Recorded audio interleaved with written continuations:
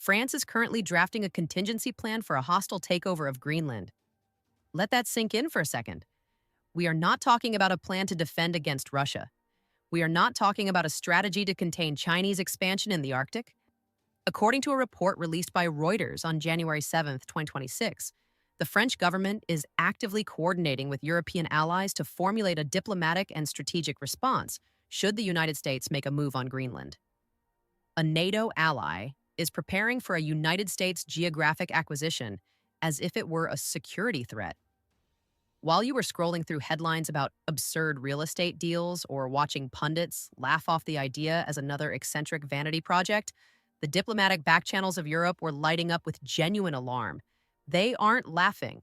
The Republican leadership in Congress isn't laughing. And if you look at the actual intelligence moving through Washington and Paris right now, neither should you. Something has shifted. The narrative you have been fed that this is just a erratic billionaire trying to buy an island is a smokescreen. The reality is far more volatile, and it involves the potential fracturing of the Western alliance. Welcome to the briefing. To understand the gravity of the situation, we first have to look at how this story was packaged and sold to you by the legacy media over the last 48 hours. If you engage with mainstream outlets like CNN or the New York Times, the framing was consistent. The story was presented primarily as a political dilemma or a diplomatic faux pas. The focus was on the audacity of the request. The headlines emphasized the transactional nature of Donald Trump's foreign policy. They framed the interest in Greenland as a disruption to norms, a chaotic element thrown into the delicate balance of European relations. CNN framed this specifically as a GOP dilemma, focusing on the awkward position Republican lawmakers find themselves in. The New York Times framed it around the tension of a defense pact and the strain on Danish-American relations. Here's the narrative technique they are using: minimization through absurdity. By focusing on the dilemma and the sheer scale of the request, the media encourages the viewer to dismiss the strategic reality. They want you to view this as a spectacle, a sideshow. They are emphasizing the reactions, the shock of the Danish prime minister, the confusion of senators, while ignoring the core geopolitical driver. What was ignored? The distinct shift from purchase to military openness. Most coverage buried the lead. The media delayed the most critical piece of information: that top Republican leaders are not just confused, they are actively pushing back against the specific suggestion of using military options to secure American interests in the territory. This isn't just about buying land, it is about power projection in the Arctic. The media is treating this like a business deal gone wrong. The Europeans are treating it like a sovereignty crisis. The gap between those two narratives is where the truth lies. Let's strip away the noise and look at the documentation and reports we have in front of us. We need to separate what has been confirmed from what is speculation. Here is what we know. First, the interest is not casual, it is systemic. As reported by The Independent on January 7th, the administration's focus on Greenland is driven by clear strategic incentives: vast natural resources, and a pivotal location for Arctic dominance. This is not a whim. It is a calculated alignment with U.S. resource independence goals. Second, the Republican Party is fracturing over the method of acquisition. According to NBC News, GOP leaders are engaging in a significant pushback behind closed doors. The report states that key Republicans are resisting the president's openness to military options. This is a crucial distinction. The party is largely unified on American strength, yet there is a hard line being drawn at the utilization of military assets to pressure a NATO ally. This internal friction confirms that the administration's rhetoric regarding Greenland has moved beyond simple economic negotiation. Third, and perhaps most damning, is the international response. Reuters confirmed on January 7th that France is working with allies on a plan. The language used is specific. They are not planning a joint statement. They are planning a response to a potential U.S. move. This indicates that European intelligence assessments view a unilateral American action as a non-zero probability. Here is the timeline of the last 72 hours. Monday. Reports surface of renewed, intensified U.S. pressure on Denmark regarding Greenland, moving beyond simple purchase offers to discussions of a defense pact that would essentially cede sovereignty. Tuesday morning, Republican leadership is briefed on the administration's stance. The suggestion of keeping military options on the table triggers immediate internal dissent. Tuesday afternoon, NBC News breaks the story that GOP leaders are pushing back. Wednesday, January 7th. Reuters reports that France has initiated coordination with other European nations to prepare for U.S. action.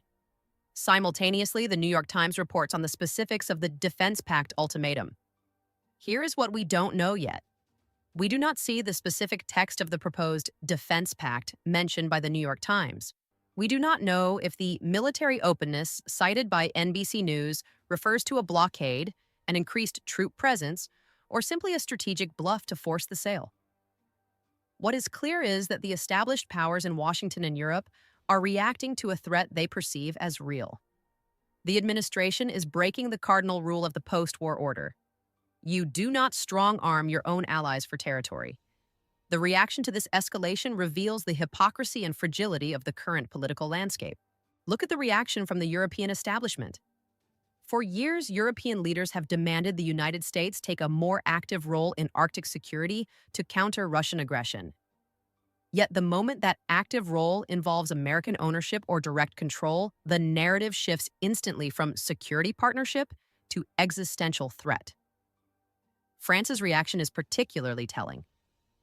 By initiating a plan to counter a U.S. move, they are effectively signaling that they view American ambition in the Arctic with the same level of suspicion they usually reserve for hostile powers.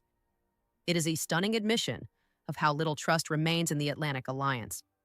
Then, look at the domestic reaction. The Democrats and the mainstream media are reacting with a mixture of glee and horror. They are using this to paint the administration as unhinged. However, notice what they are not discussing. They are not discussing the strategic value of Greenland's rare earth minerals, resources that are currently dominated by China. They are attacking the style of the policy while completely ignoring the necessity of the resource security it aims to achieve. It is performative outrage. They are outraged by the breach of diplomatic etiquette, not the strategic logic. The Republican reaction, however, is the most significant. The GOP is caught in a trap of its own making. As noted by CNN, they face a growing dilemma. They cannot openly attack a Republican president's ambition to expand American territory that plays well with the base. But the institutionalists in the Senate cannot abide a rupture with NATO. So, we see this awkward dance. We see leaks to NBC News where leaders push back anonymously or in hushed tones, trying to curb the military rhetoric without killing the underlying idea. They are trying to have it both ways. American expansionism without the messiness of imperial coercion. It is a contradictory mess. The media screams chaos, the Europeans scream betrayal, and the GOP whispers, please just buy it, don't invade it. Based on the incentives of the actors involved in the trajectory of this news cycle, here's my prediction for the next week.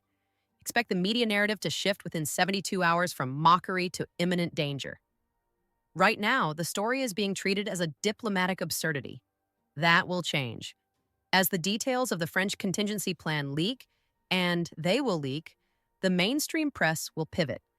They will stop laughing at the idea of buying Greenland and start running wall-to-wall coverage on the end of NATO. Why? Because the administration has no incentive to back down. The leaks from the GOP regarding military pushback will force the administration to double down to appear strong. They cannot be seen as being handled by Congress. We will see a specific high-level leak from the State Department or the Pentagon, likely regarding the specific terms of the defense pact mentioned by the New York Times, that will be framed as an ultimatum to Denmark. This will be used by the media to claim that we are on the brink of an unprecedented diplomatic crisis with Europe. The goal will be to isolate the administration and force a walkback. Watch for the headlines to change from Trump wants to buy Greenland to U.S. threatens NATO ally.